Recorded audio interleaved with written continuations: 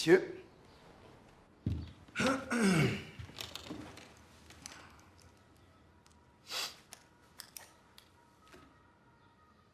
Bien. Avant de mourir, Max m'a fait promettre de ne vous révéler qu'aujourd'hui ce que je vais vous dire.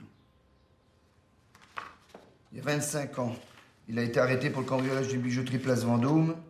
Son refus obstiné de balancer ses complices, ainsi que de révéler où se trouvait le butin, lui a coûté extrêmement cher. Il n'y avait pas de butin. Ah non, ça n'a jamais été mentionné au procès. Disons qu'à l'époque, le bijoutier ne tenait pas à ce que l'on sache qu'on lui avait dérobé 50 millions. 50 millions? 50 millions De francs. Ouais, quand même. Pendant 25 ans, les diamants sont restés cachés dans le seul endroit que la police n'a pas pensé à fouiller. Ils étaient sous scellés, avec les affaires personnelles de Max dissimulées dans les chaussettes qu'il portait au moment de son arrestation. À sa mort, en tant qu'exécuteur testamentaire, j'ai donc récupéré les précieuses chaussettes. Max considérait normal que vous touchiez votre part. Mais avant, il souhaitait que vous lui rendiez un dernier service. Que vous remettiez sa propre part à son fils. Son fils. Il n'a jamais eu de fils, Max. Ben non, il n'a pas de fils, Max. Non. Une certaine Laura Caprelli était enceinte de Max au moment où il est tombé.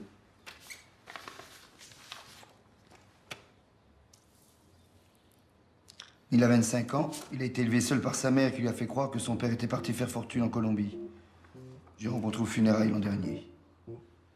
Il était guide au musée Balzac et rêvait d'être écrivain. Un petit gars tout ce qu'il y a de normal. Enfin, ça sera à vous d'en juger. Pardon? Max voulait être sûr que le petit était à la hauteur. Il m'a donc chargé de vous confier une mission. Disons, une enquête de moralité. À nous. À vous. Cher maître, c'est moi. Je sais que nous avions convenu au dernier rendez-vous.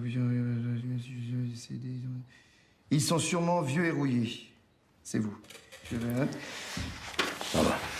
C'est-à-dire que... C'est-à-dire que je vais la lire moi-même. Voilà. Ils sont sûrement vieux et rouillés, mais je suis sûr qu'ils sont encore capables de reconnaître un cave à la seconde où ils le voient. Alors si après avoir rencontré mon fils, ils peuvent pas le blairer, s'ils ont l'impression de rencontrer un pied tendre qui sent l'eau de Cologne, alors c'est qu'il est tel que je l'imagine, un type bien qui mérite mon héritage. Dans le cas contraire, dites-leur de remettre discrètement la mallette à l'aumônerie de la prison de la santé. Non pas que je sois tombé en odeur de sainteté, mais s'ils la donnent pas au petit, je veux que ce soit pour de bonnes raisons. Une fois, et une fois seulement qu'ils auront effectué la livraison et que le bénéficiaire sera venu signer sa reconnaissance, vous pourrez leur remettre leur part à tous les trois. Embrassez-les bien pour moi. Max. Ah mais non, mais moi je me trimballe pas avec ça dans la rue maintenant, hein. Je suis pas marbré, hein. Je vous conseille de lire le post-scriptum. Oui, ça. Serge le connaissant va sûrement traîner la patte. Dites-lui que la confiance que je lui accorde, c'est tout ce qui me reste. S'il est toujours celui que j'ai connu, il saura quoi en faire. Écoute, Maître Gatin a raison. C'est la volonté de Max, après tout.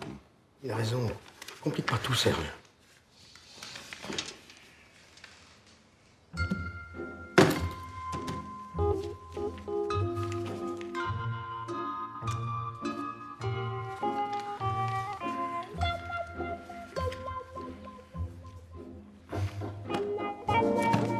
Merci, maître. Bonne chance, monsieur.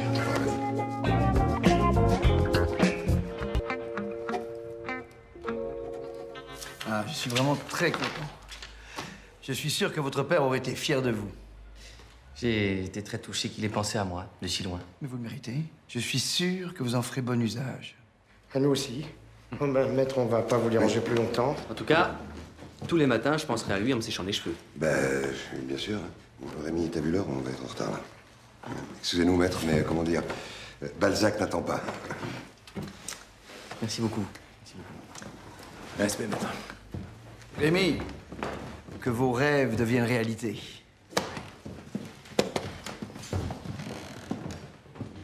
Allô? C'est Francis. Alors comment ça se passe? Écoute, je peux pas te parler là, Francis. Attends. Dis-moi, ça a marché.